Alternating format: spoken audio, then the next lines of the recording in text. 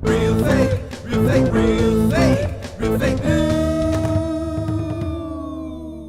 Welcome to the Real Fake News. I'm your host, Jesse Bertel. Today I'm going to discuss the mainstream and alternative media coverage of the Democratic primaries and caucus races in a segment I like to call Real Fake News. Let's play Real Fake News. Fake news.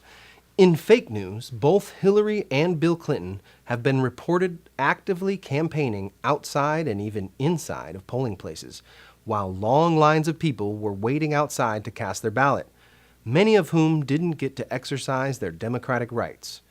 We have some footage you won't see in the real news.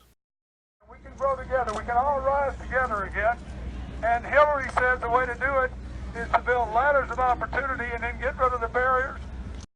I'm not campaigning illegally at a polling place. I'm just here hanging out to remind you of the prosperity we had when me and Hillary were in the White House. I'd really like to get back in the White House and work with some high-quality interns. But I'm just here hanging out. The Clinton motorcade blocked access for an already crowded line of voters. If the Clintons try to stop you from casting your vote, don't leave the polling place. If you were in line before they close, you have the right to vote. To me, this is proof of a rigged system. Bill was caught committing a felony and nothing happened to him. People in power aren't held accountable. And we all know it wouldn't be the first time Bill cheated. Only this time it's a felony, and the mainstream media isn't covering it. He knew the law, and he chose to ignore it because he's Bill Clinton. Who's going to stop him? It's fake news, not worthy of the real news. Let's play again.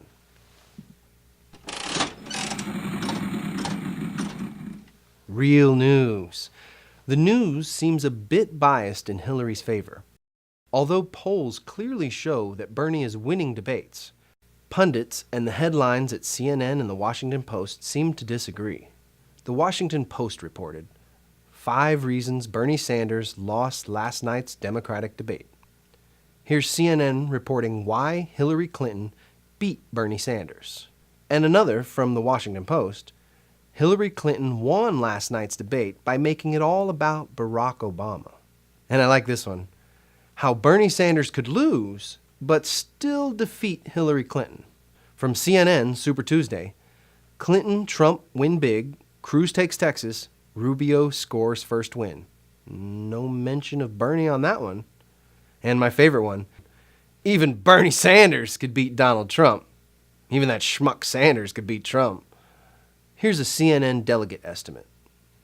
If you look closer, you see the large number of superdelegates Hillary has collected. Bernie Sanders is not losing. In fact, he won historic landslides, one in New Hampshire. But because of Clinton's superdelegates, somehow he tied. These superdelegates are not in any way reflective of the voters, which leaves many people asking, why are there superdelegates? CNN gave the chair of the DNC an opportunity to explain to concerned voters how this is not an example of a rigged system. Hillary Clinton lost to Bernie Sanders in New Hampshire by 22 percentage points, the biggest victory in a contested Democratic primary there since John F. Kennedy.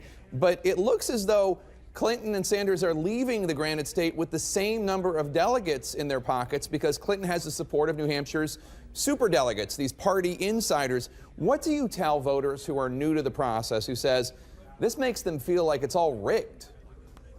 Unpledged delegates exist really to make sure that party leaders and elected officials don't have to be in a position where they are running against grassroots activists. We are, as a Democratic Party, really highlight and emphasize inclusiveness and diversity at our convention, and so we want to give every opportunity to grassroots activists and diverse, committed Democrats to be able to participate, attend, and be a delegate at the convention. And so we separate out those unpledged delegates to make sure that there isn't competition between them. I'm not sure that answer would satisfy an anxious young voter, but let's move on. That didn't satisfy me.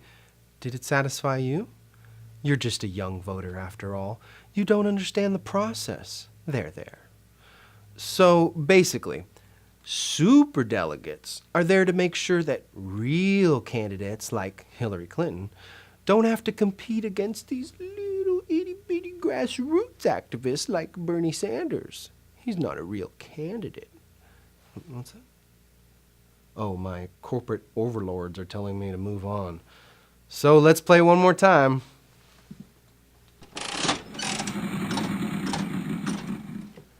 Sometimes the real news reports fake news accidentally, and like a regrettable one-night stand with a coworker, they immediately decide it's better not to ever mention it again. Huffington Post reports that CNN deleted its poll, which clearly declared Sanders the winner, and replaced it with a headline saying, "Clinton triumphs."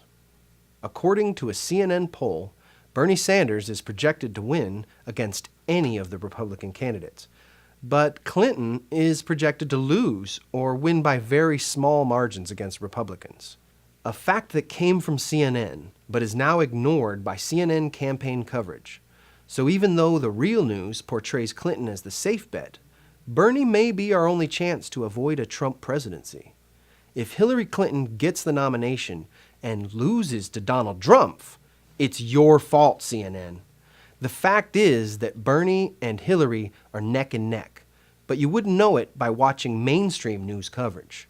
While we are distracted by the horse race election coverage, who's up in the polls, who raised how much money, and the occasional important policy discussion, drowned out by the ridiculous and sensational nonsense coming from the Conservative Party, the media is manufacturing an election right before our eyes.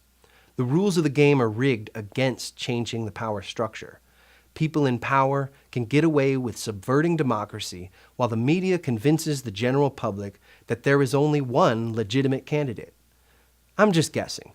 But maybe if Time Warner, which owns CNN, didn't contribute over $500,000 to the Clinton campaign, fraudulent activity from the Clintons and historic wins from the Sanders campaign might be considered real news. And that's the real fake news. Thanks for watching. Please subscribe to the channel.